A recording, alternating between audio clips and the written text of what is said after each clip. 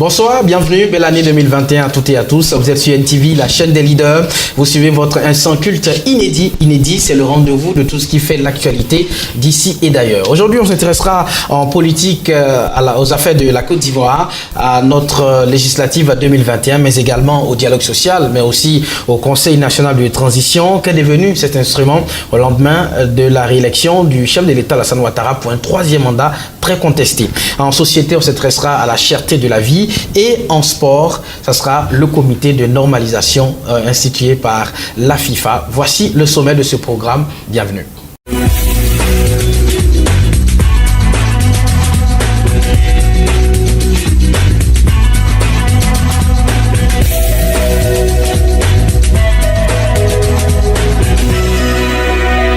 Et avec nous sur ce plateau, des voix très autorisées dans l'univers de la société civile, mais également de la vie politique de notre nation. Nous sommes avec M.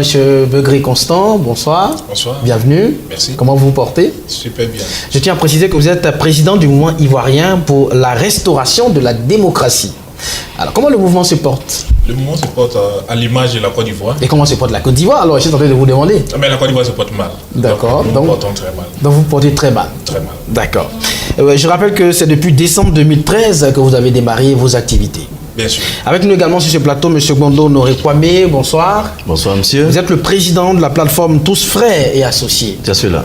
Et vous êtes là sur la scène depuis août 2018. C'est ça. Et comment cette plateforme se porte aujourd'hui? La plateforme TEFA se porte très bien. Du moment où les Ivoiriens continuent d'être des frères, D'accord. on se dit qu'on peut aller mieux. Voilà. Mieux. Ouais. Des frères, il faut naturellement dialoguer. Des frères, il faut aussi échanger. Voici donc notre dialogue social qui fera le sujet de notre rubrique politique.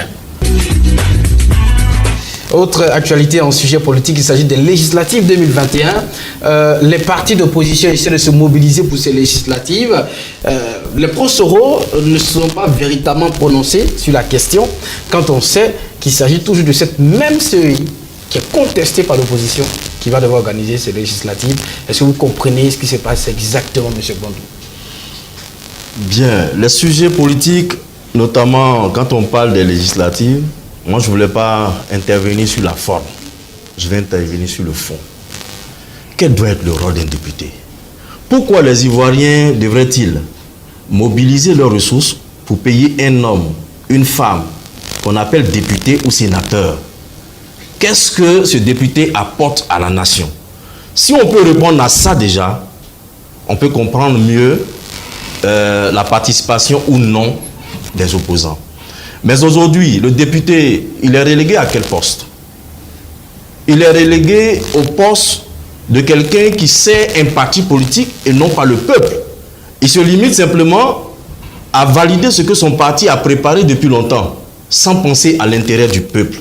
Sinon, aujourd'hui, la CNT ne serait pas en train de suspendre l'activité des jeunes livreurs.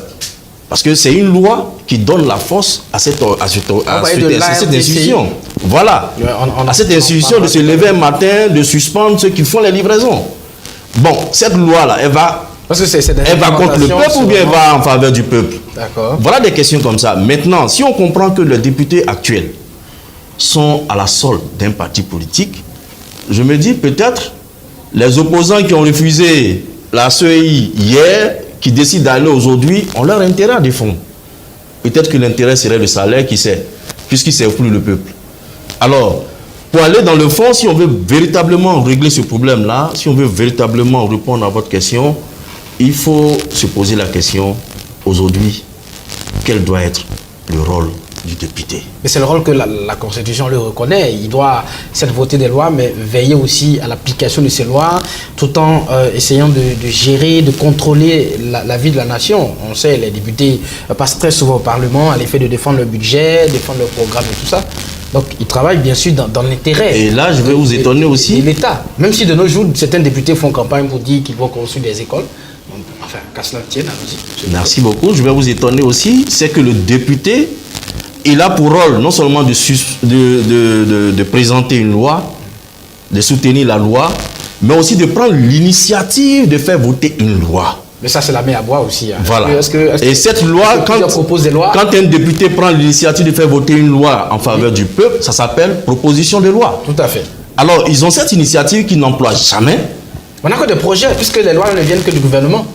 Ah, mais c'est ça qui est le mal. C'est pour ça que je pose la question, dans le fond, quel rôle joue un député? Justement, quand on critique ça, par exemple, est-ce que ce n'est pas une occasion pour d'autres personnes, vous, par exemple, membres de la société civile, de vous dire, puisque les députés qu'on voit aujourd'hui sont là au nom d'un parti politique, et ces derniers ne font pas de proposition de loi. On ne se base que sur les projets de loi qui viennent du gouvernement. Est-ce que ce n'est pas une occasion pour vous, membres de la société civile, de vous accaparer ces législatives 2021?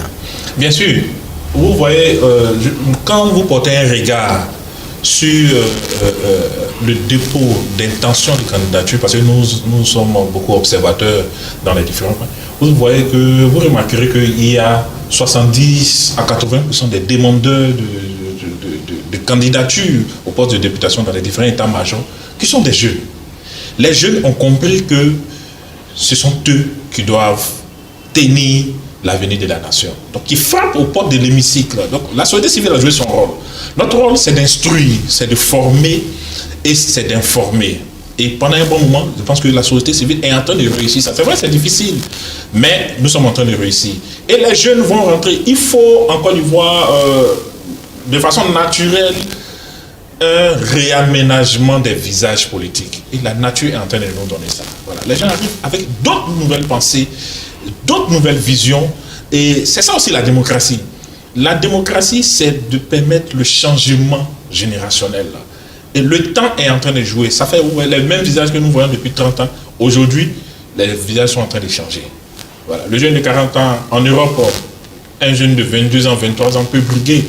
Mais en Côte d'Ivoire, il y a 10 ans, 15 ans en arrière, ça n'était pas permis. On voyait les jeunes pas responsables de pouvoir briguer un tel poste. Aujourd'hui, le mythe est brisé. Les choses se font par étapes et c'est en train d'évoluer. C'est comme ça que nous voyons la démocratie. Le changement, pour le changement des mentalités, mais il faut aussi le changement d'individus.